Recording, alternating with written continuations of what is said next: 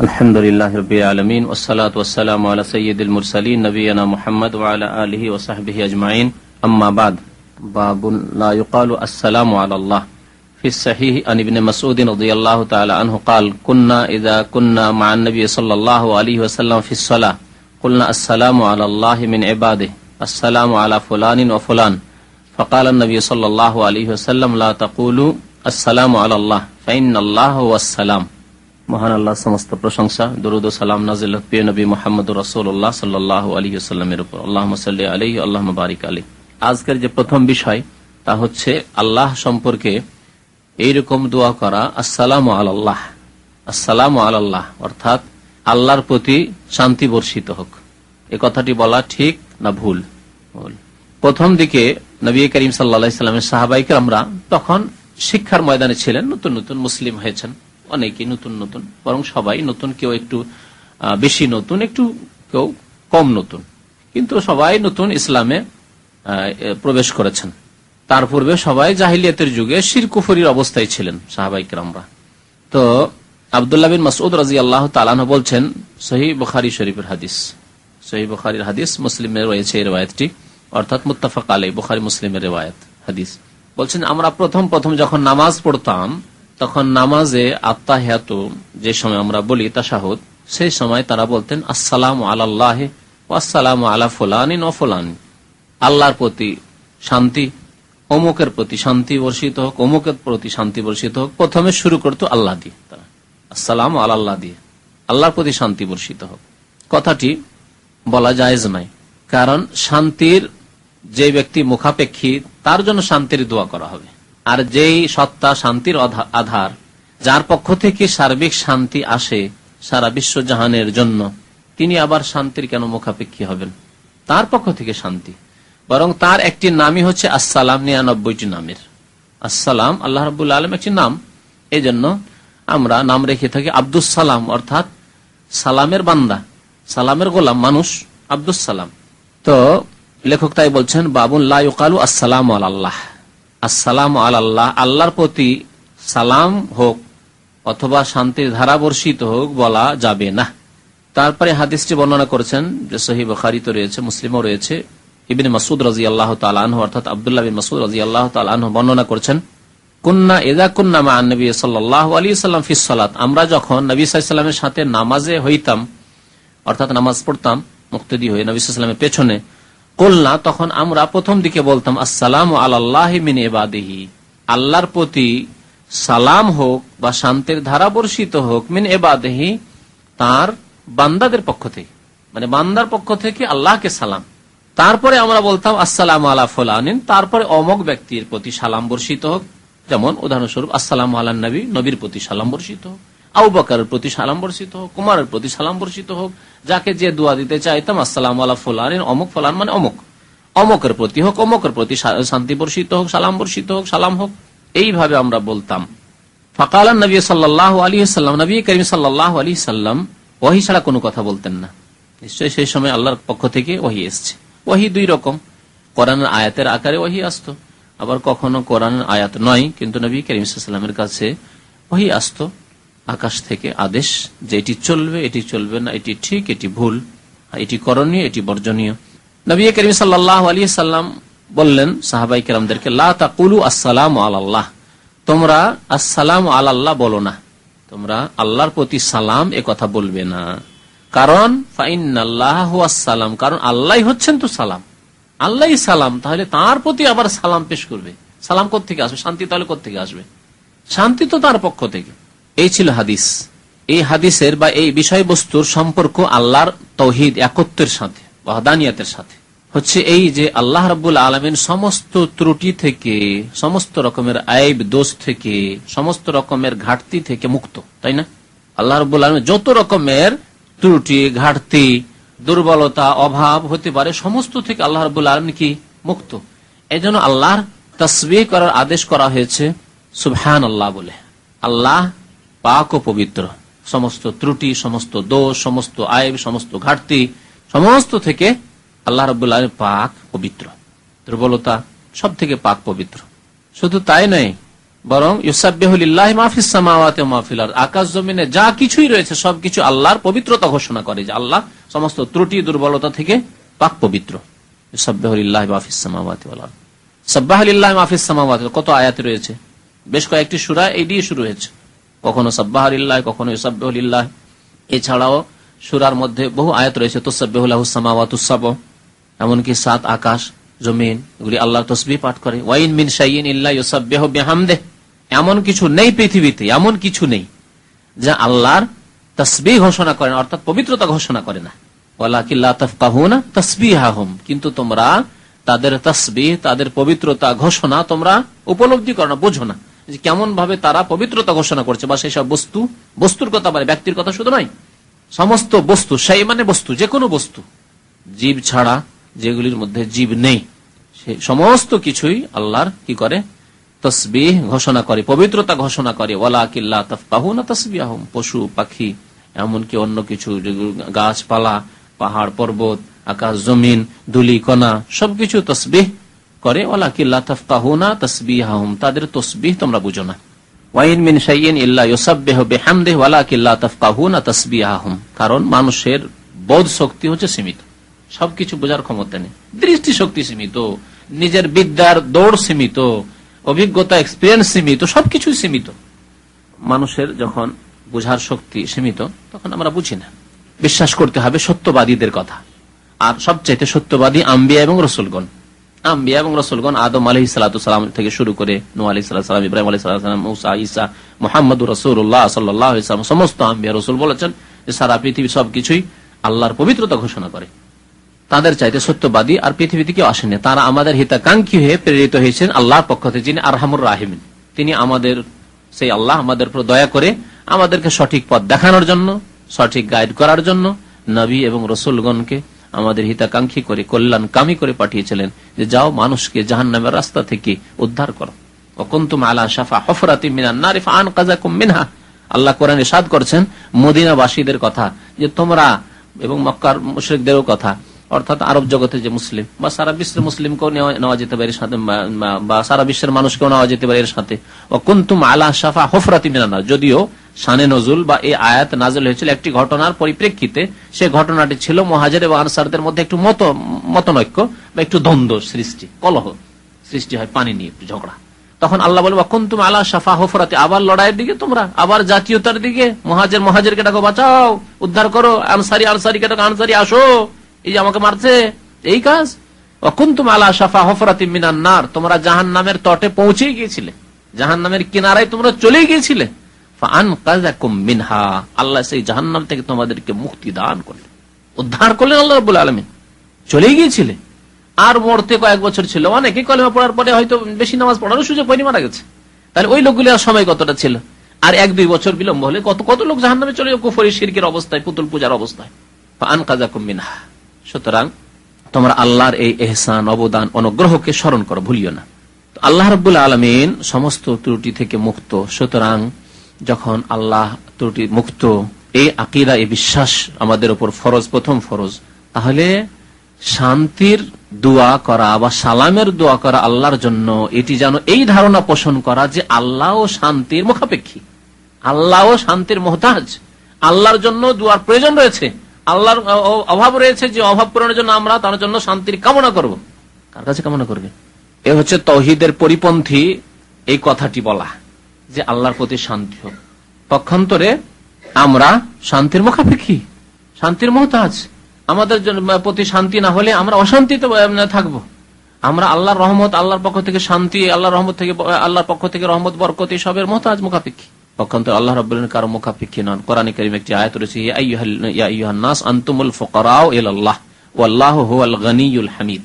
হে মানব সকল, তোমরা আল্লাহর মুখাপেক্ষী, তোমরা ফুকারা ইলাল্লাহ, আল্লাহর দরবারে তোমরা মুহতাজ, ফকির, অসহায়।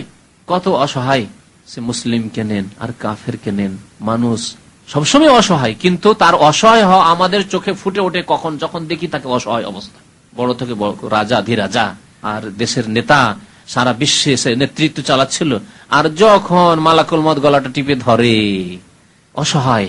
ফিরআউন কি অসহায় অবস্থায় যে বলতো আনা রাব্বুকুমুল আলা, আমি তোমাদের মহান প্রভু বলেছিল না, ফেরাউন ঘোষণা করেছিল, আনা রব্বুকুমুল আলা, আমি হচ্ছি মিশরের অধিপতি, আমি রব। রব মানে কি? সেই এলা, সেই দাবি করেছিল, আমি তোমাদের স্রষ্টা। বলেছিল ইয়া আইয়ুহাল মালা, হে মন্ত্রী বর্গ, মন্ত্রীদেরকে সম্বোধন করছে ফেরাউন, আর বলছে মা আলেমতু লাকুম মিন ইলাহিন গায়রি, আমার ছাড়া তোমাদের উপাস্য দেবতা আমি আর দেখছি না। আর তোমাদের দেবতা কি আছে? আমি তোমাদের দেবতা, আমি তোমাদের রাষ্ট্রপতি, আমি তোমাদের নেতা, সবকিছু আমি যা ইচ্ছা তাই। একজনকে মারতে ইচ্ছা করলে এখনই মেরে দিতে, ফাঁসিতে চড়িয়ে দিতে পারি। একজনকে ইচ্ছা করলে আমি বাঁচিয়ে দিতে পারি। এটি হচ্ছে যে আয়াত মত আমি দান করছি। সেই ফেরাউন যখন ডুবছিল তখনকার দৃশ্য সামনে রাখেন তো, যেন আপনি দাঁড়িয়ে আছেন ওই লোহিত সাগরের পাড়ে মিশরের কাছে, আর মিশর থেকে তাড়া করে ফেলে ওই দৃশ্যকে সামনে নিয়ে আসে, যেন এই ঘটনা ঘটছে আপনার চোখের সামনে।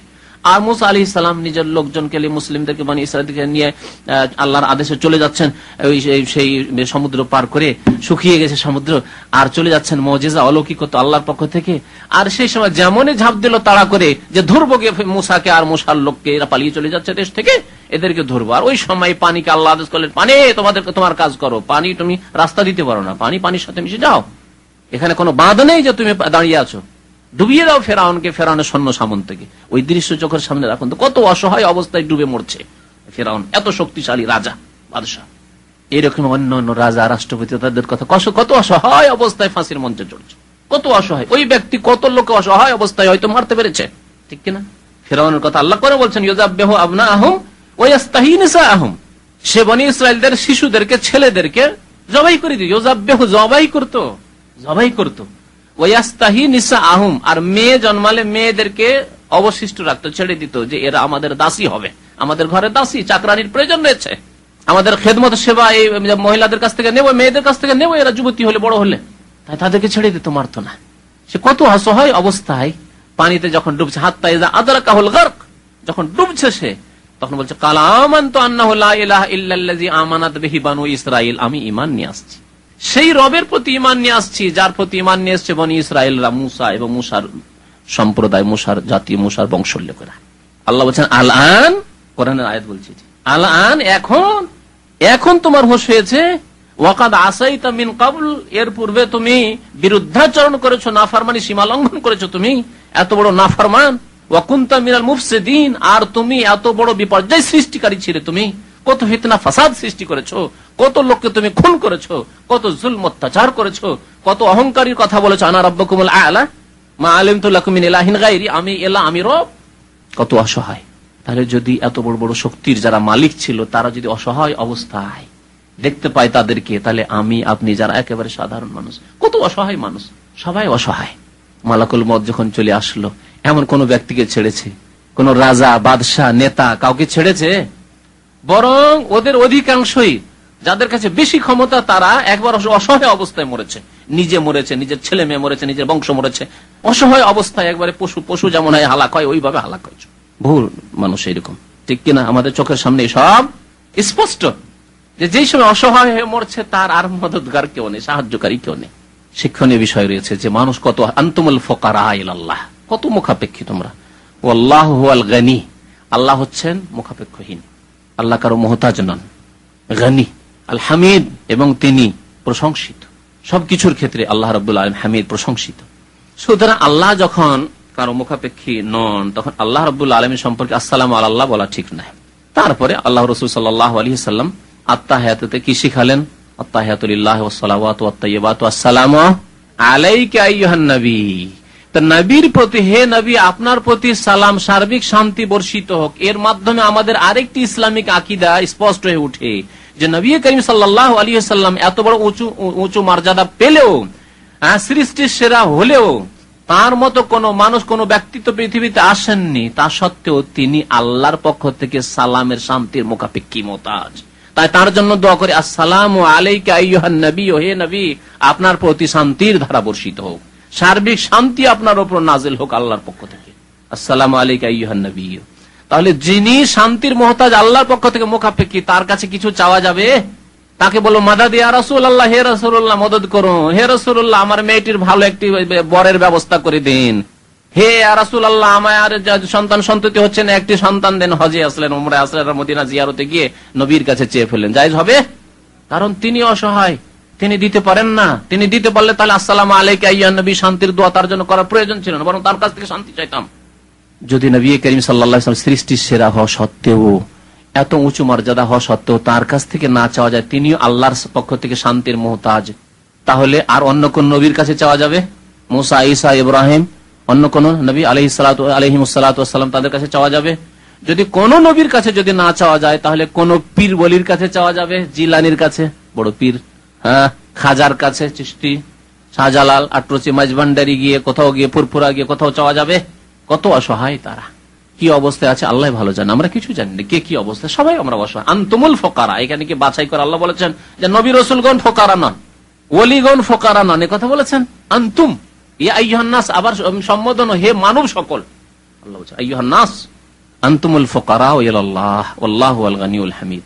তো আসসালামু আলাইকা আইয়ুহান নবী ওয়া রাহমাতুল্লাহি ওয়া বারাকাতুহু, আসসালামু আলাইনা, তারপরে আমাদের উপর শান্তি বর্ষিত হোক, ওয়া আলা ইবাদিল্লাহিস সালিহিন, আর সৎকর্মশীল বান্দাদের উপরও কি হোক, শান্তি বর্ষিত হোক। সৎকর্মশীল বান্দাদের মধ্যে ফেরেশতাগণ চলে আসলেন, তাহলে আমরা আত্তাহিয়াতুতে দোয়া করি নবীর জন্য। প্রথম আসসালামু আলাইকা আইয়ুহান নবী, দোয়া করলাম না নবীর জন্য? প্রথম নবী সাল্লাল্লাহু আলাইহি ওয়াসাল্লামের জন্য শান্তির দোয়া করলাম, তারপরে দোয়া করলাম আসসালামু নিজের জন্য, কারণ নিজেকে প্রথম আল্লাহ বাঁচাবার কথা বলেছেন, কিন্তু নবীর হক খুব বেশি আমাদের উপর, সুতরাং নবীর প্রতি সালামটি প্রথমে পেশ করে দিলাম, এই আল্লাহ শিখিয়েছেন। তারপরে আসসালামু আলাইনা, আল্লাহ আমাদের উপর শান্তি বর্ষিত হোক। আর ওয়া আলা ইবাদিল্লাহিস সালিহিন, সৎ বান্দাদের মধ্যে ফেরেশতাগণ যেমন তেমন মুসলিম সালেহিন বলা হয়েছে, তাহলে বোঝা গেল সব বান্দা না, কাফের বান্দা নাই, মুশরিক বান্দা নাই, হ্যাঁ, এমন বান্দার যার জন্য যে শান্তির অধিকার রাখে না, হক রাখে না আল্লাহর দরবারে, তার জন্য নয়। এই শান্তির দোয়া যখন ইবাদিল্লাহিস সালিহিন করলেন, তখন আপনার বাবার জন্য শান্তির দোয়া করা হলো না? আপনার মায়ের জন্য শান্তির দোয়া করা হলো কি হলো না? আমরা আসলে চিন্তা করে দেখি না, প্রত্যেক ওয়াক্তে আমরা আত্তাহিয়াত ছাড়া নামাজই হয় না, যে কোনো নামাজ, সুন্নতি পড়েন আর ফরজি পড়েন আর বিতুরি পড়েন, আত্তাহিয়াত ছাড়া নামাজ হয়? নামাজ হয় না। আর আত্তাহিয়াত আমরা বলি আসসালামু আলাইকা আইয়ুহান নবী ওয়া রাহমাতুল্লাহি ওয়া বারাকাতুহু, আসসালামু আলাইনা ওয়া আলা ইবাদিল্লাহিস সালিহিন। তাহলে আমরা যদি নিয়তটাকে প্রশস্ত করি যে আমরা সমস্ত সালেহ বান্দা, সৎ বান্দাদের জন্য দোয়া করছি, তাহলে মাতা পিতার জন্য প্রথমখানেই দোয়া করলাম নবী সাল্লাল্লাহু আলাইহি ওয়াসাল্লামের পরে, কারণ আল্লাহর পরে মাতা পিতার হকের কথা আল্লাহ বলেছেন, বিল ওয়ালিদাইনি হাসানা, তাদের জন্য দোয়া করলাম দাদা দাদি, নানা নানি, আত্মীয় স্বজন, বংশের যেসব মুসলিম নরনারী, সমস্ত মুসলিম নরনারীর জন্য দোয়া করলাম ওস্তাদের জন্য, দোয়া করলাম মুরব্বীর জন্য, দোয়া করলাম যে কোনো মানুষ, নেতার জন্য দোয়া করলাম, প্রজাদের জন্য। যখন নেতা নামাজ পড়ছে আর বলছে ওয়া আলা ইবাদিল্লাহিস সালিহিন, প্রজাদের জন্য দোয়া করছে, শান্তির, প্রজাদের জন্য শান্তির কামনা করি, আমার দেশবাসী যেন শান্তিতে বসবাস করে। প্রজা যখন নামাজ পড়ছে তখন নেতার জন্য দোয়া করছে, নেতা যদি সত্যি সৎ হয়, সালেহ হয়, তাহলে সে এই দোয়া থেকে একটা ভাগ পাচ্ছে না? অবশ্যই চিন্তা করুন, তাহলে নেতা যদি দোয়া করে প্রজার জন্য, প্রজা যদি দোয়া করে নেতার জন্য, তাহলে সেই দেশে কত শান্তি নেমে আসবে বলুন, শান্তি আর শান্তি। কিন্তু আমরা অনেকেই শান্তির হক রাখি না, শিরক করার কারণে, কুফরি করার কারণে, আল্লাহর বিধানের বিরুদ্ধাচরণ করার কারণে, আল্লাহর বিধানকে অবজ্ঞা করার কারণে, আমরা শক্তি থাকা সত্ত্বেও আল্লাহর বিধানের বাস্তবায়ন করতে চাই না আমাদের ব্যক্তি জীবন থেকে অন্যান্য জীবনে, যার ফলে আমরা শান্তির হক রাখি না আল্লাহর পক্ষ থেকে। অশান্তি আর অশান্তি, অশান্তি আর অশান্তি, মার ধর, আর এই ধর্মঘাট তো এই তো সেই।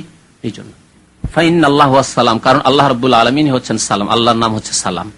দ্বিতীয় যে বিষয়টি আছে সেটি হচ্ছে আল্লাহর কাছে দোয়া করার আদব কায়দা সম্পর্কে। আল্লাহর কাছে দোয়া করলে নমনীয়তার সাথে দোয়া করতে হবে, খুশু হুজুর সাথে দোয়া করতে হবে, নিজেকে একেবারে অসহায় নিজের অসহায়তা প্রকাশ করে দোয়া করতে হবে। হচ্ছে দোয়া করার অত্যন্ত গুরুত্বপূর্ণ আদব। যদি দোয়া করেন আর অহংকার প্রকাশ পায়, অহংকারের দোয়া আল্লাহ কেন শুনবে? আল্লাহ যার অন্তর দেখছে যে এর অন্তর খুব সচ্ছল, এর অন্তর এত সচ্ছল, মানে এ চাই না, অত এই দোয়ার প্রয়োজন নাই, আল্লাহর রহমতের অত এর প্রয়োজন নেই, তাকে কি আল্লাহ দেবেন? কেন দেবেন? তাহলে অন্তরের অসহায়তা দেখতে চান আল্লাহ রাব্বুল আলামিন। অসহায় অবস্থায় আল্লাহ বলছে, আল্লাহ তুমি না দিলে আমার কোনো উপায় নেই, তুমি না মাফ করলে আমার কোনো উপায় নেই, তুমি জান্নাত না দিলে আমার কোনো উপায় নেই, তুমি জাহান্নাম থেকে আমাকে মুক্তি না দিলে আর কোনো উপায় নেই, আমার কোনো আর রাস্তা নেই, কোনো দ্বার নেই, আল্লাহ কোনো দরবার নেই, তাকে আল্লাহ দেবেন। তাই একটি দোয়া যা অনেককে হয়তো অজ্ঞতার কারণে করে থাকে ওই তরিকায়, সেই দোয়াটি করতে নিষেধ করেছেন। কি সেটি হচ্ছে আল্লাহ মাগফিরলি ইন শিত। লেখক বলছেন বাবু কওলিহি, কোন বান্দার এই কথা বলে দোয়া করা যে আল্লাহ মাগফিরলি ইন শিত, হে আল্লাহ তুমি চাইলে আমাকে মাফ করে দাও, হে আল্লাহ তুমি যদি চাও, তুমি যদি ভালো মনে করো তো আমাকে কি করে দাও, মাফ করে দাও, মার্জনা করে দাও, ক্ষমা করে দাও, এইরকম দোয়া করা। ইন শিতা বলে তোমার মন হইলে আল্লাহ মাফ করো, আর মন না হইলে না করো। তোমার মন হইলে মাফ করো, তার মানে মন না হইলে না করো, ঠিক কিনা? তার বিপরীত অর্থ এই দাঁড়ায়। সুতরাং হ্যাঁ না করলে আমার কোনো অসুবিধা নেই, যেমন আপনি যদি কারো কাছে ধার খরচ চাইতে চান, একটা উদাহরণ দিয়ে বলি, সাধারণ উদাহরণ দিয়ে, আর বলেন যে ভাই আমার কিছু টাকা পয়সার দরকার আছে, তারপরে ইচ্ছা হলে দেন, না হলে না দেন, দেবে? তাহলে আপনি নিজেই চিন্তা করেন যে দেবে না, তো এর অত গরজ নাই, তো অহংকারী কথাবার্তা। আপনার ইচ্ছা হলে দেন, না হলে না দেন। আমি বিদেশ যেতে চাইছি, বড় ভাইকে বলছেন বিদেশ যেতে চাইছি, আপনার ইচ্ছা হলে আমাকে টাকা দেন, না হলে না দেন। যা না তুই, তোর কত ক্ষমতা আছে, ঠিক না? অহংকারী কথা। তাহলে ইনশেট, আপনি চাইলে, আপনার ইচ্ছা হলে, এটি অহংকারী কথা।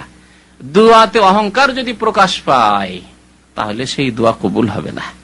সেই দোয়া আল্লাহর আদব কায়দার খেলাফ, সেই দোয়া আল্লাহর তৌহিদ ওয়াহদানিয়ত একত্রের খেলাফ। নিজেকে আপনি অহংকারী মনে করছেন, নিজেকে মনে করছেন আমি স্বয়ং সম্পূর্ণ, আমার না হলেও চলে, খবরদার না। সুতরাং ইনশিতা লাগানো চলবে না দোয়াতে। দোয়াতে কেমন করে চাইতে হবে? দৃঢ়তার সাথে চাইতে হবে, আল্লাহ নেবই। ফাইন্নাহু লা ইয়াগফিরু যুনুবা ইল্লা আনতা, আল্লাহুম্মা ইন্নী যালামতু নাফসি যুলমান কাসীরা ওয়া লা ইয়াগফিরু যুনুবা ইল্লা, আল্লাহ তোমার ছাড়া আর কারো ক্ষমতা নেই গুনাহ মাফ করার, ফাগফিরলি, সুতরাং আল্লাহ তুমি মাফ করো। এইভাবে দোয়া করতে হবে। তাই সহিহ বুখারীতে মুসলিমের রিওয়ায়াত রয়েছে, ফিসে আন আবি হুরায়রা রাদিয়াল্লাহু আনহু আন্না রাসূলুল্লাহ সাল্লাল্লাহু আলাইহি ওয়াসাল্লাম قال لا يقول احدكم اللهم اغفر لي ان شئت اللهم ارحمني ان شئت ليعظم المسألة فإن الله لا مكره له। বলছেন আবু হুরায়রা রাদিয়াল্লাহু তাআলা আনহু যে রাসূলুল্লাহ সাল্লাল্লাহু আলাইহি ওয়াসাল্লাম ইরশাদ করেছেন, কি হাদিস, লা ইয়াকুল আহাদুকুম, তোমাদের কেউ যেন এইরকম কথা না বলে, কি আল্লাহুম্মা গফিরলি ইন শিত, আল্লাহ তোমার মন চাইলে মাফ করে দাও, তোমার ইচ্ছা হলে মাফ করে দাও। আল্লাহুম্মা আরহামনি ইন শিত, আল্লাহ তোমার ইচ্ছা হলে আমার উপর দয়া করো, তোমার ইচ্ছা হলে আমার উপর দয়া করো।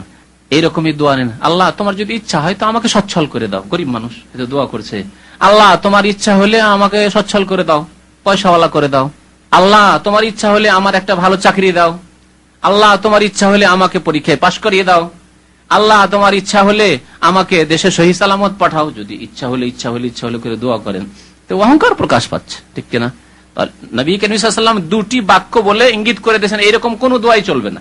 এরকম কোন যা চাইবেন আল্লাহর কাছে, দিন চান আর দুনিয়া চান, কেন সব চাওয়া যায়। যতক্ষণ হারাম কিছু না চাইছেন ততক্ষণ দিন দুনিয়া সবকিছু চাওয়া যায়। পরকাল সম্পর্কেও চান আর দুনিয়া সম্পর্কেও চান। তাই তো আল্লাহ শিখিয়েছেন রব্বানা আতিনা ফিদ দুনিয়া হাসানা, দুনিয়ার কল্যাণ মঙ্গল চাইতে বলেছেন, ওয়া ফিল আখিরাতি হাসানা, আর পরকালও কল্যাণ দান করো। আল্লাহ বলছেন আরেকটি আয়াতে যে ওয়ালা তানসা নাসিবাকা মিনাদ দুনিয়া, দুনিয়াতে যে তোমার একটা অংশ আছে সেটা ভুলে যেন, উপেক্ষা করিও না, সেটাও নাও, গ্রহণ করো। তাহলে দুনিয়াতে অংশ হচ্ছে যে সুস্থতার সাথে থাকা, সুস্থ মেজাজে থাকা, মানসিক শান্তিতে থাকা, দৈহিক শান্তিতে থাকা, আর্থিক দিক থেকে সচ্ছলতায় শান্তিতে থাকা, পারিবারিক দিক থেকে শান্তিতে থাকা, সামাজিক দিক থেকে শান্তিতে থাকা, সব দিক থেকে শান্তিতে থাকা। তাহলে দুনিয়াও চাইতে হবে, আখেরাতও চাইতে হবে, আর চাইতে হবে একেবারে কি করে? দৃঢ়তার সাথে। দৃঢ়তার সাথে নেবই আল্লাহর কাছে, আল্লাহ দিতেই হবে। আল্লাহ তুমি দাও, তুমি না দিলে আর কে দিবে? আল্লাহ, এইভাবে চাইতে হবে। আল্লাহ তুমি সহি সালামতে আমাকে বাড়ি পৌঁছে দাও, এই কথা নেই। আল্লাহ তোমার ইচ্ছা হলে, আল্লাহ তুমি যদি ভালো মনে করো, আল্লাহ সহি সালামতে আমাকে পৌঁছে দাও। আল্লাহ তুমি যদি ভালো মনে করো, প্লেনে চেপেছি, ভালো মনে করো তো সহি সালামতে আমাকে নামিয়ে দাও।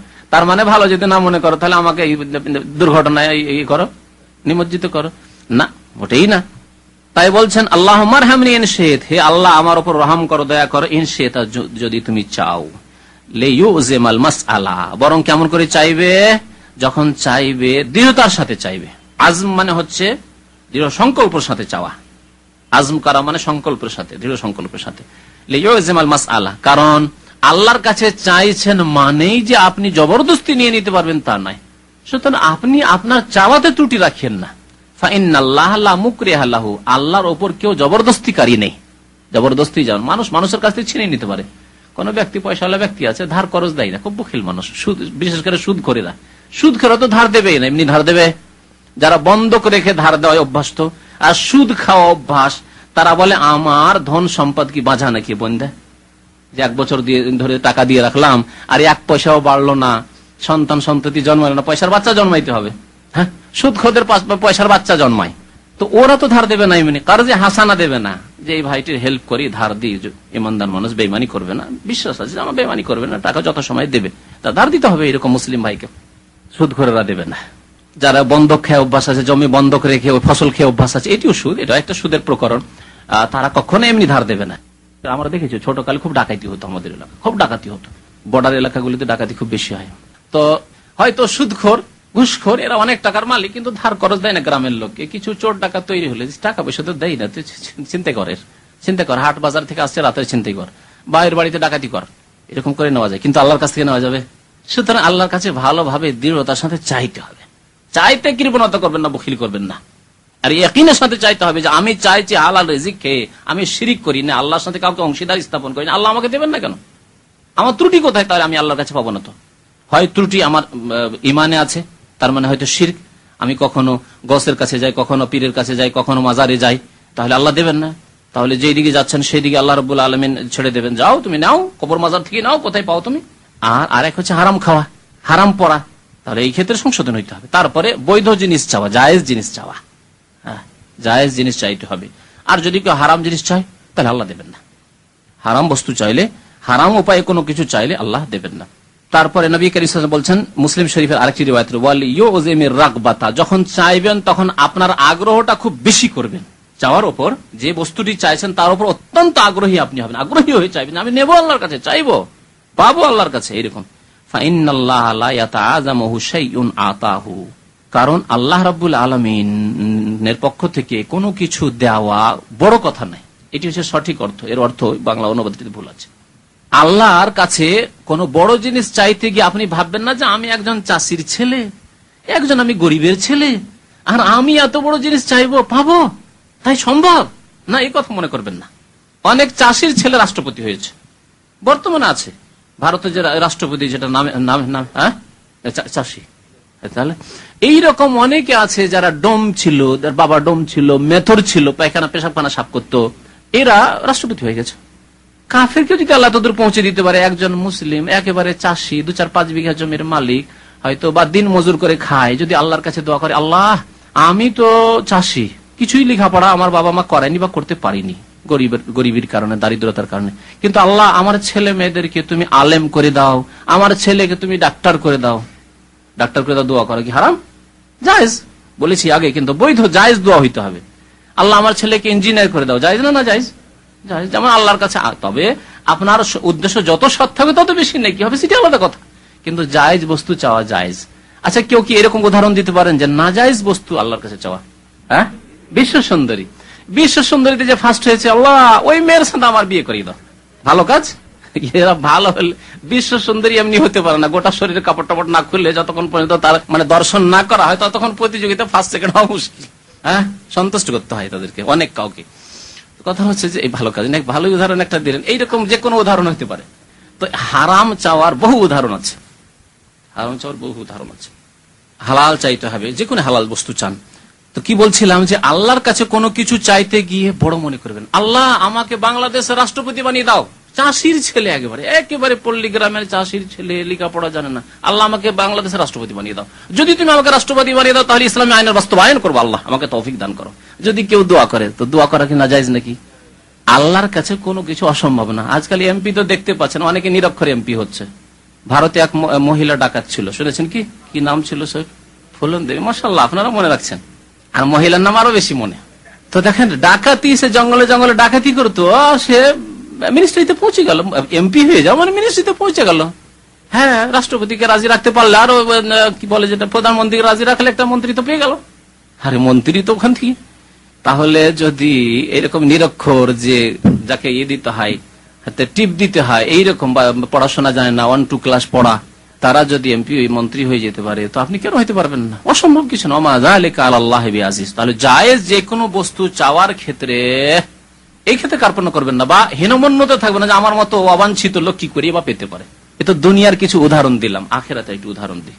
একজন সাধারণ মানুষ, নিরক্ষর মানুষ, পড়াশোনা কিছু জানেন না, মাশাআল্লাহ দিনদার ধার্মিক, আল্লাহর কাছে দোয়া করছে, আল্লাহ আমাকে তোমার নবীর সাথে কাল কিয়ামতে জান্নাতে থাকার সুযোগ দেওয়া, যদি দোয়া করে, জায়েজ না? না জায়েজ, জায়েজ। কেন জায়েজ নাই? আল্লাহর কাছে কোনো মুশকিল না। আল্লাহ রাব্বুল আলামিনের কাছে আপনি দোয়া করছেন, দোয়া করে তো এবার দোয়া হলে, এবার দোয়াই হচ্ছে ইবাদত। তো আপনার এই দুয়ার ইবাদতের মাধ্যমে হতে পারে যে আল্লাহ রাব্বুল আলামিন আপনাকে তাদের সংসর্গ দিয়ে দিতে পারেন, নবী সিদ্দিকিন শুহাদা সালেহিনদের সঙ্গে সংসর্গ দেবেন ইনশাআল্লাহ। তাহলে অসম্ভব কিছু মনে করবেন না। আল্লাহ তোমার নবী শাফাআত দান করো, আল্লাহ আমাকে তুমি সালেহিনদের অন্তর্ভুক্ত করে দাও, আমার ঈমান তুমি সাহাবায়ে কেরাম, তাবেঈনদের, আইম্মায়ে কেরামদের মতো ঈমান দান করো। অসম্ভব আছে? আল্লাহ আমার ছেলেকে তুমি ইমাম বুখারী বানিয়ে দাও, দোয়া করো, কি জায়েজ না? না জায়েজ, অসম্ভব কিছু না। আল্লাহ যদি আজকে থেকে 1200-1300 বছর আগে ইমাম বুখারী বানাইতে পারেন, তো আজকে 21 শতাব্দীতে ইমাম বুখারী বানাইতে পারেন না? অবশ্যই পারেন। অসম্ভব কিছু না। সুতরাং আল্লাহর কাছে চাইতে এই ক্ষেত্রে ওয়ালিউযমিল মাসআলা, দৃঢ়তার সাথে চাইবে। আর আল্লাহর কাছে জবরদস্তিকারী কে না, আল্লাহর কাছে আপনি দরখাস্ত করেন, আল্লাহ মঞ্জুরকারী। আপনি দরখাস্ত করেন, আল্লাহ মঞ্জুরকারী। ফাইনাল্লাহ লা ইয়াতাআযামু শাইউন আতাহু, আল্লাহ কোনো কিছু দিতে গেলে আল্লাহর কাছে সেটি কোনো মুশকিল না, বড় কাজ নাই, অসম্ভব কিছু নাই।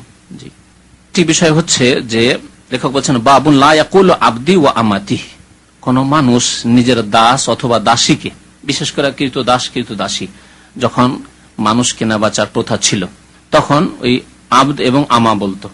আবদ মানে আসলে বান্দা হয়, তাই না? তা আমরা যেমন আল্লাহর বান্দা আব্দুল্লাহ, আব্দুর রহমান, ইবাদুর রহমান। তো নিজের দাস দাসীকে আগের যুগ থেকে আবদ বলতো দাসকে, আর দাসীকে বলতো আমা। নবী করিম সাল্লাল্লাহু আলাইহি ওয়াসাল্লাম এই ভাষাগুলি প্রয়োগ করতে নিষেধ করেছেন। দাস দাসীকে আবদ এবং আমা বলতে নিষেধ করেছেন। আমাতুল্লাহ মানে আল্লাহর বান্দি, আল্লাহর দাসী মানে আল্লাহর বান্দি। মহিলাকে আমাতুল্লাহ বলা হয়, আল্লাহর বান্দি সে। আর আপনি আমি আব্দুল্লাহ, আল্লাহর বান্দা। নবী করিম সাল্লাল্লাহু আলাইহি ওয়াসাল্লাম এই শব্দগুলি ব্যবহার করতে নিষেধ করেছেন। শব্দগুলিতে শিরকের গন্ধ আছে। যদি আপনি হয়তো ওই নিয়তে বলেন না যে আমি আল্লাহর মতোই রব, আল্লাহ যেমন এই লোকটির মালিক, আমিও যেহেতু এর মনিব আর এ আমার কৃতদাস, সুতরাং আমিও ওইরকম মালিক, ওইরকম ধারণা করেন না হয়তো একজন মুসলিম। তারপরেও বলা ঠিক নয়, কারণ এই শব্দগুলিতে শিরকের গন্ধ আছে। এগুলি আল্লাহর জন্যই হওয়া উচিত, আবদ এবং আমা।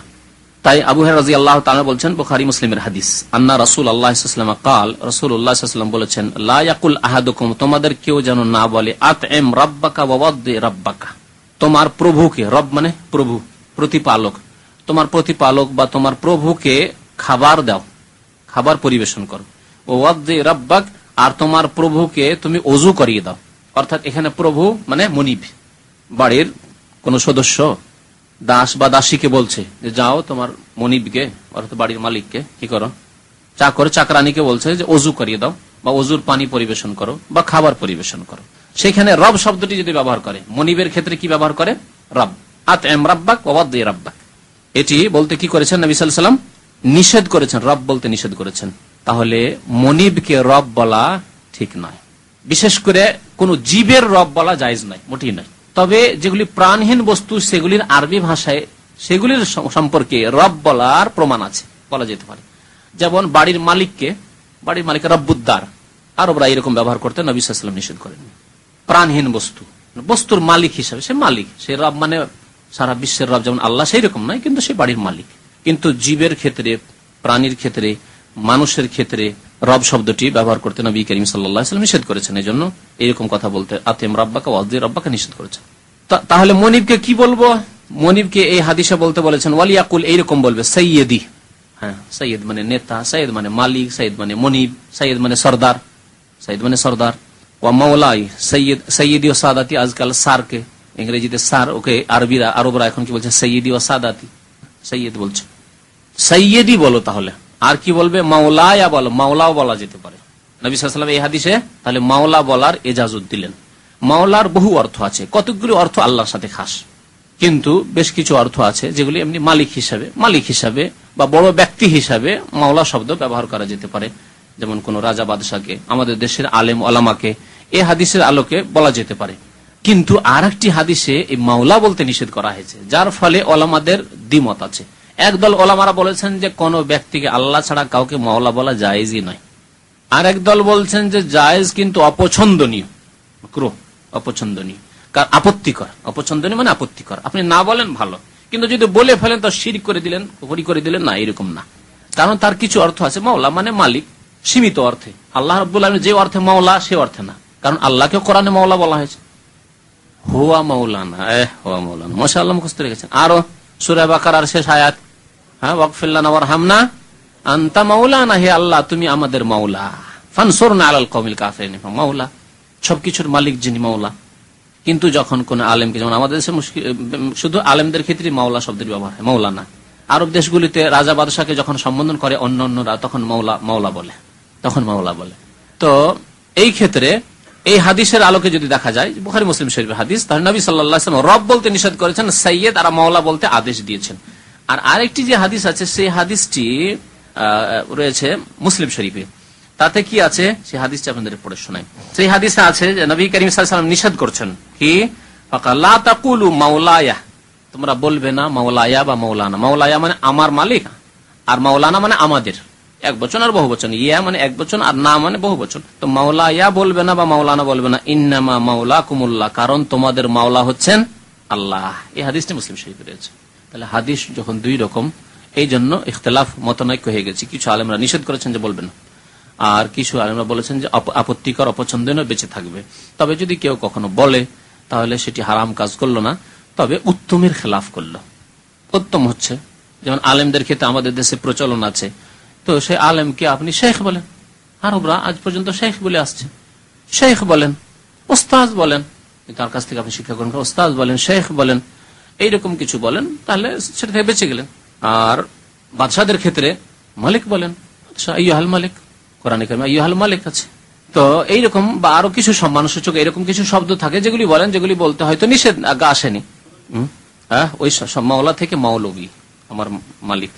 কিন্তু আমাদের দেশের পরিভাষায় একটু ছোটখাটো আলেম হইলে মৌলবী, আর যদি বড় ধরনের হয় তাহলে কি মাওলানা। কিন্তু একই কথাই দুটো, আরবি ভাষার দিক দিয়ে একই অর্থ। তো নবী করিম সাল্লাল্লাহু আলাইহি ওয়াসাল্লাম নিষেধ করেছেন, এটাকে যদি সামনে রাখি, আর একটি অনুমতি দিয়েছেন, তাহলে দুটো সমন্বয় এভাবে করতে পারি যে নিষেধ করেছেন মানে আপত্তিকর, আর অনুমতি দিয়েছেন তার মানে যদি কেউ বলে তাহলে হারাম কাজ করলো না, কিন্তু উত্তমের খেলাফ করলো বা অপছন্দ কাজ করলো। সুতরাং এইরকম না বলে আমরা এগুলি থেকে যদি বেঁচে থাকি, এই শব্দগুলি থেকে, তাহলে ভালো। আর এগুলিকে আল্লাহর সাথে যদি খাস করি তো আরো ভালো। তো নবী করিম সাল্লাল্লাহু আলাইহি ওয়াসাল্লাম নিষেধ করলেন রব বলতে আর সৈয়দ মাওলা বলতে বলে। ওয়ালা ইয়াকুল আহাদুকুম, আর তোমাদের কেউ যেন না বলে মুনিব। প্রথম আদেশটি হচ্ছে কাকে? চাকর নকরকে, দাস দাসীকে, যে তোমরা মালিককে রব বলবে না। আর দ্বিতীয় আদেশটি হচ্ছে কাকে? মালিককে, মনিবকে, যে তোমরা দাস দাসীকে কি বলবে না? ওয়ালা ইয়াকুল আহাদুকুম, তোমাদের কেউ না বলে আবদি ও আমাতি, এটি হচ্ছে আমার দাস আর ওইটি হচ্ছে আমার দাসী, এ কথা বলবে না। তাহলে মনিবদেরকেও নিষেধ করা হইলো। ওয়ালিয়াকুল, তাহলে কি বলবে?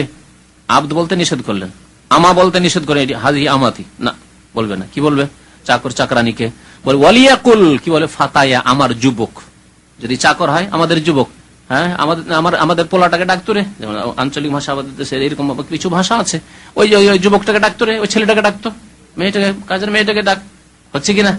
আর যদি আমাতি, ওই দাসীটাকে ডাক, আমার দাসীটাকে ডাক, না বলবে না। ও ফাতাতি, যুবতীকে ডাকো। ও গোলামি, আর আমার গোলামটাকে ডাকো। গোলাম বলা যেতে পারে, কিন্তু আব্দ বলা যাবে না। আরবি নবী করিম সাল্লাল্লাহু আলাইহি ওয়াসাল্লাম গোলাম বলতে বলেছেন। গোলাম মানে চাকর, কিন্তু আবদে উবুদিয়াত, ইবাদত পাওয়া যাচ্ছে। ইবাদত মানে উপাসনা করা, ইবাদত মানে বন্দেগী করা, ইবাদত মানে পূজা করা। সুতরাং আব্দ বলা যাবে না। আব্দ না বলে বলবে ফাতায়া, ফাতাতি বা গোলামি। বাবুন লা ইউরাদ্দু মান সাআলা বিল্লাহ। নবী করিম সাল্লাল্লাহু আলাইহি ওয়াসাল্লামের একটি হাদিস রয়েছে, সেই হাদিসের আলোকে লেখক বলছেন যে এই অধ্যায় হচ্ছে এই সম্পর্কে, যে কেউ আল্লাহর দোহাই দিয়ে যদি কোনো কিছু চায় তাহলে তাকে কি করবে না? বিমুখ করবে না, তাকে কিছু দিয়ে ফেরাবে। থাকলে দিয়ে ফেরাবে, নাই তাহলে কি করবেন? নাই তাহলে ভালো কথা দিয়ে, ফাবি কালিমাতি তাইয়্যিবা। নবী সাল্লাল্লাহু আলাইহি ওয়াসাল্লাম তোমার কাছে যদি না থাকে তাহলে ভালো কথা দিয়ে বিদায় করো, যে আল্লাহ করিম, বলে আল্লাহ করিম বলে। তো আমরা ভালোবাসে বলবো যে ভাই আজকে নেই, বা মা আজকে নেই তো ইনশাল্লাহ, খালাম্মা আজকে নেই তো ইনশাল্লাহ আবার আসবে, পরে দেবো। মনে কি ঠিক আছে, মাফ করেন, মনে কিছু নেবেন না, ইত্যাদি যে কোনো ভাষা ভালোবাসা। ও আম্মা সাইলা ফালা তানহার, আল্লাহ বলছেন যে ভিক্ষুককে তোমরা ধমক দিয়ে কথা বলবে, শাসানিমূলক কথা বলবে না, ভালো কথা বলবে। নবী করিম সাল্লাল্লাহু আলাইহি ওয়াসাল্লাম কি বলেছেন? আন আব্দুল্লাহ বিন ওমর, আব্দুল্লাহ বিন ওমর রাদিয়াল্লাহু তাআলা বর্ণনা করেছেন, ক্বালা ক্বালা রাসূলুল্লাহ সাল্লাল্লাহু আলাইহি ওয়াসাল্লাম মান সাআলা বিল্লাহি ফাআতুহু, কেউ যদি আল্লাহর দোহাই দিয়ে চায়। ভাই আল্লাহর রাস্তায়, আমাদের দেশের ফকির মিসকিন গুলো কিন্তু এরকম, বাবারে আল্লাহর রাস্তায় দুটো খেতে দাও রে, যাই হোক আল্লাহর দোহাই দিয়ে আল্লাহর রাস্তায় কিছু দাও, আল্লাহর রাস্তায় যদি কিছু দাও বলে ফাআতুহু, তাহলে তাকে প্রদান করো, তাকে দাও। ওমান ইস্তাআযা বিল্লাহ, কেউ যদি আল্লাহর আশ্রয় গ্রহণ করে। আপনি কাউকে মারতে যাচ্ছেন, অন্যায় কাজ করেছে, মারতে যাচ্ছেন, হয়তো চাকর নকরি হোক অথবা আপনার অধীনস্থ ব্যক্তি হোক বা যে কোনো দুর্বল ব্যক্তি, আপনি মারতে যাচ্ছেন, বলছে যে আল্লাহর আশ্রয় গ্রহণ করছি, আল্লাহর আশ্রয় গ্রহণ করছি, আল্লাহর আশ্রয় কামনা করছি আপনার থেকে, তাহলে ছেড়ে দেন আপনি। ফাইজু, রাগকে দমন করেন আপনি, ফাইজু, তাকে আশ্রয় দান করো। কাউকে কেউ তাড়া করে চলে আসছে আর এসে বলছে আল্লাহর আশ্রয় গ্রহণ করছে, আপনি আমাকে উদ্ধার করুন। আপনাকে দেখছি যে আপনি একটু নেতা ধরনের মানুষ বা গ্রামের মাতব্বর মানুষ, একটু প্রভাবশালী মানুষ, আপনি তাকে বাঁচাতে পারবেন। গরিব মানুষ তাকে মারার জন্য চলে আসছে জালেমরা, এগুলো গ্রাম অঞ্চলে এগুলো খুব বেশি হয়। বা রাজনৈতিক কন্দলগুলিতে এক রাজনৈতিক দল আর এক দলের লোককে পিটাতে পিটাতে চলে আসছে বা মারার জন্য চলে আসছে, আর আসার পরে আপনার কাছে আশ্রয় হলো, আপনি নেতা বা আপনি বাঁচাতে পারবেন ভাবছে, আশা করছে। আল্লাহর দোহাই দিয়ে বলছি বা আল্লাহর আশ্রয় গ্রহণ করেছি, আপনি আমাকে উদ্ধার করুন। তাহলে কি করবে? ফাইজুহু, তাকে পানাহা দান করো, আশ্রয় দান করো। কেউ যদি তোমার শরণাপন্ন হয় আল্লাহর নাম দিয়ে, তাহলে তাকে আশ্রয় দান করো। ওয়ামান দাআকুম ফাআজিবুহু। তৃতীয় আদেশ হচ্ছে যে কেউ যদি তোমাদেরকে দাওয়াত দেয়, এখানে অর্থ মানে ভুল করেছে। দাওয়াত দেয় মানে জিয়াফত করে, খাবারের দাওয়াত। যদি নিমন্ত্রণ করে তাহলে কি করো? ফাআজিবুহু, দাওয়াত কবুল করো, নিমন্ত্রণ কবুল করো। ওলামারা বলেছেন যে বিশেষ করে এই দাওয়াত হচ্ছে ওলিমার, বিবাহ শাদীর দাওয়াত। দাওয়াত বিভিন্ন রকমের আছে, কতক দাওয়াত বিদাতি দাওয়াত, কতক দাওয়াত জায়েজ দাওয়াত, কতক দাওয়াত সুন্নতি দাওয়াত। সুন্নতি দাওয়াত হচ্ছে ওলিমার দাওয়াত। নবী সাল্লাল্লাহু আলাইহি ওয়াসাল্লাম বলেছেন আউলিম ওয়ালাউ বিশাদ, বিবাহ শাদী করেছো ছেলে পক্ষকে, মেয়ে পক্ষকে না, আমাদের তো মেয়ে পক্ষ খাওয়াই, সবকিছুর বোঝা চাপে মেয়ের ওপর, তার মেয়ের বাবার উপর। মেয়ের বাবা হয়ে যাওয়া যেন অপরাধ হয়ে গেছে। আর যার কারণে আমাদের সমাজে মেয়ে হলে মুখ কালো লাগে, খবরই দেয় না বন্ধু বান্ধবকে মেয়ে হয়েছে তখন। আর ছেলে হলে দেখতেন কত মিষ্টি খাওয়াইতো। অনেক মানুষ এরকম আছে, কাঁদাকাটি শুরু হয়েছে গোটা পরিবারে যে মেয়ে কেন জন্ম। এক মেয়ের পরে যদি আর এক মেয়ে জন্মে যায়, নিবে দুটোই মাত্র, আর দুটো যদি পরপর মেয়ে হয়ে যায় তো বালা মুসিবত হয়ে গেল। আল্লাহু আকবার। অথচ মেয়েতে যে বরকত আছে হয়তো ছেলেতে নেই। যদি মানুষ বুঝতো। নবী করিম সাল্লাল্লাহু আলাইহি সাল্লাম তার চাইতে আর শ্রেষ্ঠ ব্যক্তি আল্লাহ পয়দাই করেননি, করেছেন কি? তার জন্য আল্লাহ যা মনোনয়ন করলেন, বাছাই করলেন, তা হচ্ছে 4টি মেয়ে। 4টি মেয়ে বেঁচে থাকলো, ছেলে বেঁচে থাকলো না। ছেলে দিলেন, আল্লাহ নিয়ে এলেন যে মোহাম্মদ তোমাকে দিলাম, কিন্তু তুমি যে সর্বশক্তিমান নও, তুমি যে ক্ষমতার মালিক নও, এটা আমি দেখাবার জন্য আমি তোমার ছেলেগুলোকে নিয়ে নিলাম। কোনটা 1 বছরে, কোনটা 2 বছরে নিয়ে নিলাম। আমি বাল্য জীবন, দেখো আমার ক্ষমতা আমি দেখাইলাম, যাতে করে তোমার পূজা কেউ করতে না লাগে।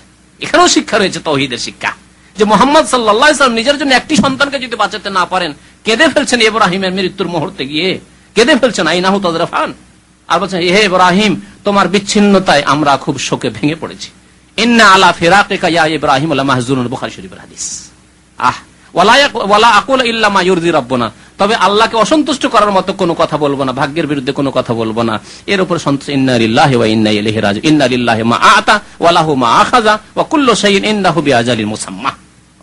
আল্লাহ যা দিয়েছেন তাও তার, আর যা নিয়েছেন তাও তার, আর প্রত্যেক বস্তুর আল্লাহ রাব্বুল নির্ধারিত সময় রেখেছেন, সে সময়কে অতিক্রান্ত করতে পারবে না। জি, তাহলে এখান থেকে কত শিক্ষা রয়েছে যে নবী করিম সাল্লাল্লাহু আলাইহি সাল্লামের জন্য আল্লাহ 4টি মেয়ে বাছাই করলেন, মেয়েগুলিকে বড় করলেন, মেয়ের বিবাহ শাদী দিলেন, ছেলে একটিও রাখলেন না। আমরা কি তার চাইতে শ্রেষ্ঠ? তার কাছাকাছি হতে পেরেছি? তার সাহাবাই কেরামদের একটা সাধারণ সাহাবীর কাছাকাছি হতে পেরেছি? তাবেঈনদের কাছাকাছি হতে পেরেছি? তাহলে যদি আল্লাহ আমাদেরকে মেয়ে দেন, তাহলে নারাজি কেন, অসন্তুষ্ট কেন? আল্লাহু আকবার। কত ঈমানের দুর্বলতা! এগুলিতে কুফরির আশঙ্কা আছে। কুফরির, তাকদীরের উপর অসন্তুষ্টি প্রকাশ কুফরির শামিল। আল্লাহর কুদরত সম্পর্কে আপত্তি, আল্লাহর হেকমত, আল্লাহর রহস্য গুরু তত্ত্ব সম্পর্কে আপত্তি, মনে আপত্তি, মুখে আপত্তি নাও করেন, মনে আপত্তি যে আল্লাহ তুমি মেয়ে কেন দিলে, মনে মনে আপত্তি, মেয়ে কেন হয়ে গেল পরপর করে 3টে 4টা। কতগুলি সমস্যা দেখছেন, কতগুলি তাকদীরের ক্ষেত্রে আমাদের ঈমানের সমস্যা। আল্লাহর কুদরত, হেকমত, আল্লাহর ন্যায় বিচার, আল্লাহ যে সবকিছু জানেন তুমি জানো না, তুমি দূর পর্যন্ত জানো। হতে পারে তোমাকে একটা ছেলে দিলে ছেলেটি ডাকাত হতো, ছেলেটি লম্পট হইতো, আর তোমার মেয়ে মাশাআল্লাহ আলহামদুলিল্লাহ লালন পালন করে 14, 15, 16 বছর, 18 বছর হলে বিয়ে শাদী দিয়ে দিলেন, আরাম পেয়ে গেল, ভালো একটা ছেলের হাতে তুলে দিয়ে দিলেন। আল্লাহু আকবার। তো শোনেন, দাওয়াতের ক্ষেত্রে দাওয়াত দিবে ছেলে পক্ষ এবং অলিমার দাওয়াত দিবে। ওমান দাআকুম ফাজিবু, এই দাওয়াত হচ্ছে সুন্নাত। আউলিম ওয়ালাউ বিশা, তোমরা ওলিমা করো যদি একটি ছাগল দিয়ে হোক, কমের পক্ষে একটি ছাগল, যদি ছাগল দেওয়ার মতো শক্তি থাকে তাহলে, আর না হলে বেশি যত পারেন উট করেন, গরু করেন, 10টি, 20টি, 25টি, 50টি, কোনো অসুবিধা নেই, জায়েজ। তবে অহংকার না আসে যাতে করে। আর এই দাওয়াতে আবার বাছাই না হয় যে দাওয়াতে শুধু হমড়া চমড়াদেরকে ডেকেছেন, নেতা মাথাদেরকে ডেকেছেন, আর গরিবদেরকে, গ্রামের গরিবদেরকে না, গরিবদেরকে কলা পাতায় দূরেই দিয়েছেন, এই তোমরা পরে আসবে, আগে এই যে বড় বড় মেহমান এসে তারা খেয়ে নিক, তারপরে যাও তোমরা, দিলেন ধাক্কা দিয়ে তাড়িয়ে বেচার। আর গরিব মানুষকে বসতেও দেওয়া হয় না, দাঁড়িয়ে থাকে, হয়তো দাঁড়িয়ে দাঁড়িয়ে দিয়ে দিলেন, আর না হলে দূরে একেবারে ফুটপাতে কোথাও বসিয়ে দিলেন।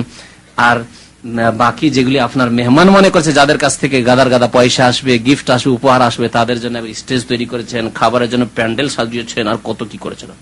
এইটি সমস্যা। আবার শাররুত তাআমে তাআমুল ওয়ালিমা, সবচাইতে জঘন্য খাবার হচ্ছে ওয়ালিমা। ওই ওয়ালিমার খাবার ইউদআ ফিহিল আগনিয়া, যাতে বড় বড় ধনীদেরকে, পয়সাওয়ালা নেতাদেরকে ডাকা হয়, আর ওয়ুতরাকুল ফুকারা, আর ফকিরদেরকে ডাকা হয় না, দরিদ্র গরিব গ্রামের তাদেরকে ডাকা হয় না। সমানভাবে ডাকতে হবে, সমানভাবে, যা রুচি হবে। ওই পয়সাওয়ালা এসে গরিবের পাশে বসে খাবে, না হলে খাবে না, আলাদা আলাদা ব্যবস্থা করতে হবে, কখনো না। কোনো প্রয়োজন নেই।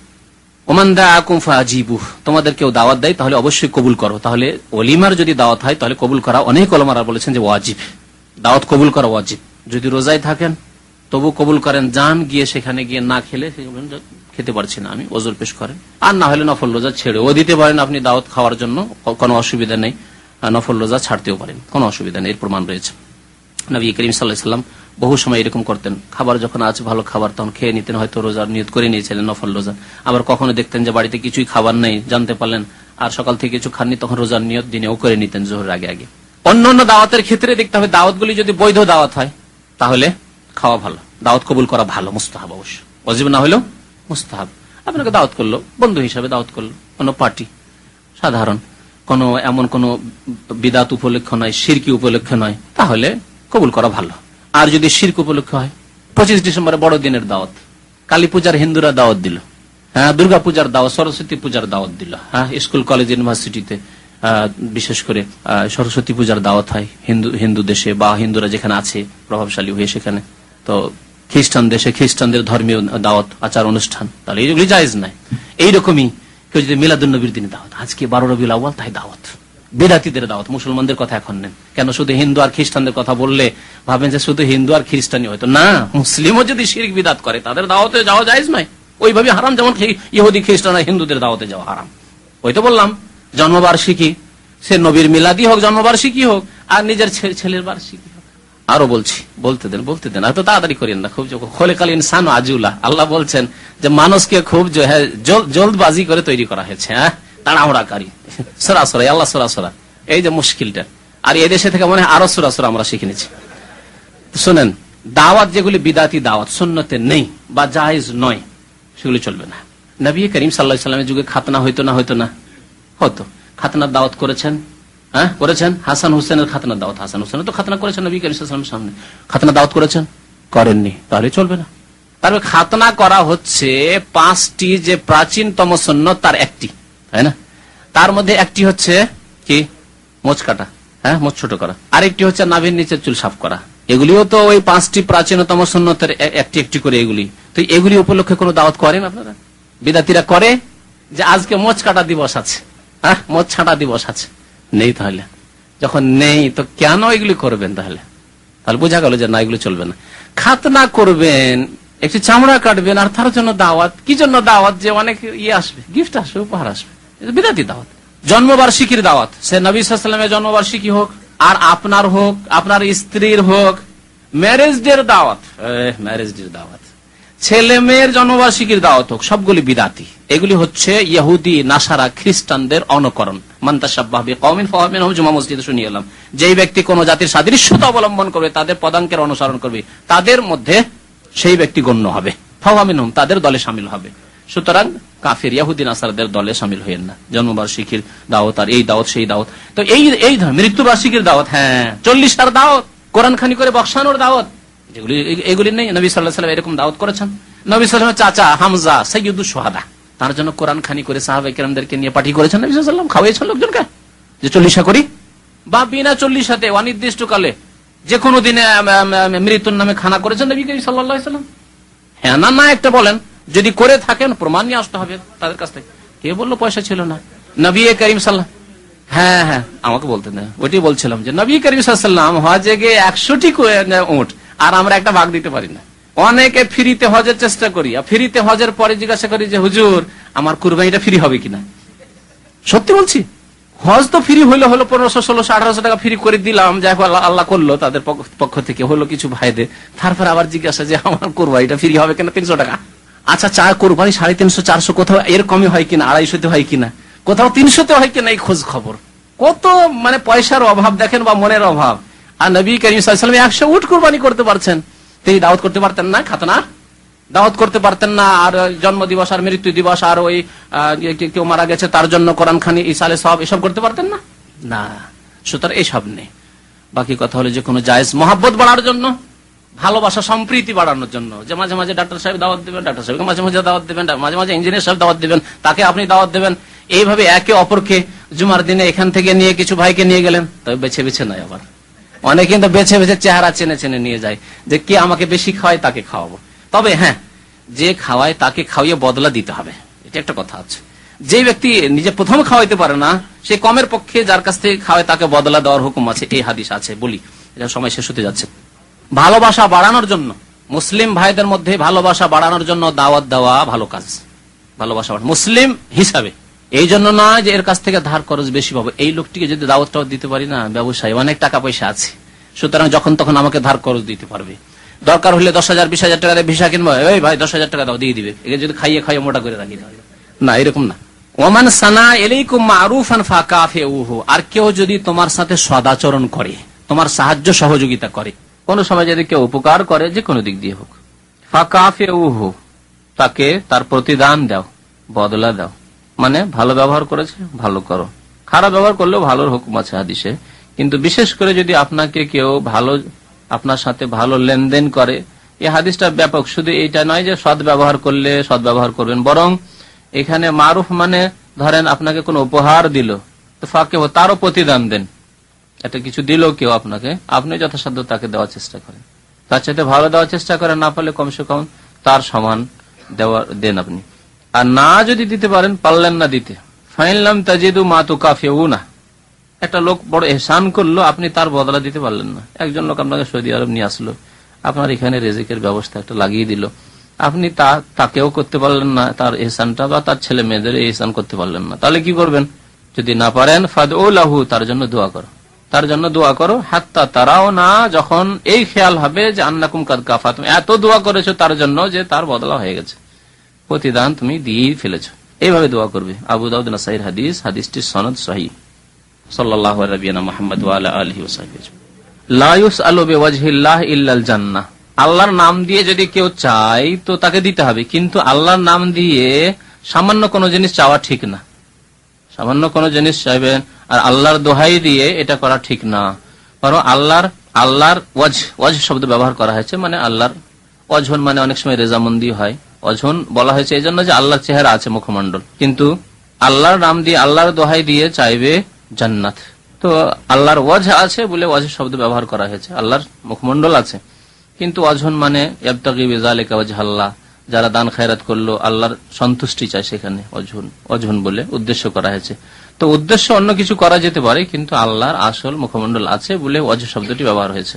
যেমন আমরা বলি যে আপনার চেহারাটা অনেকদিন থেকে দেখিনি, তার মানে তাকে দেখিনি, তার ব্যক্তিত্বকে উদ্দেশ্য করা হচ্ছে, কিন্তু ওয়াজহন শব্দটি মুখ শব্দটি ব্যবহার করি। আপনার মুখখানা তো অনেকদিন থেকে দেখিনি, আপনাকে তো আপনার চেহারাটা তো অনেকদিন থেকে দেখিনি, কিন্তু শুধু চেহারা তো না, তো চেহারা আছে বলে চেহারা কথাটি বলা হয়, একটি অংশ বলে পুরো ব্যক্তিত্বকে অনেক সময় উদ্দেশ্য করা হয়, আল্লাহর ক্ষেত্রে সন্তুষ্টি উদ্দেশ্য করা হয়, এরকম করা হয়। তো আল্লাহর দোহাই দিয়ে চাইবে, আল্লাহর কাছে জান্নাত চাইবে, এটা উত্তম। আল্লাহ রাসূলুল্লাহ সাল্লাল্লাহু আলাইহি ওয়াসাল্লাম, যদি হারাম হতো তাহলে আল্লাহ রাসূল এই বলতেন না যে যদি আল্লাহর দোহাই দিয়ে কেউ চায় তো তাকে দিও, ফেরত করিও না। হ্যাঁ, তার হারাম নাই, বোঝা গেল। কিন্তু আল্লাহর দোহাই দিয়ে যখন চাইবেন, তখন আল্লাহর কাছে আল্লাহর জাতের দোহাই দিয়ে বড় জিনিস চান, বিরাট কোন জিনিস চান।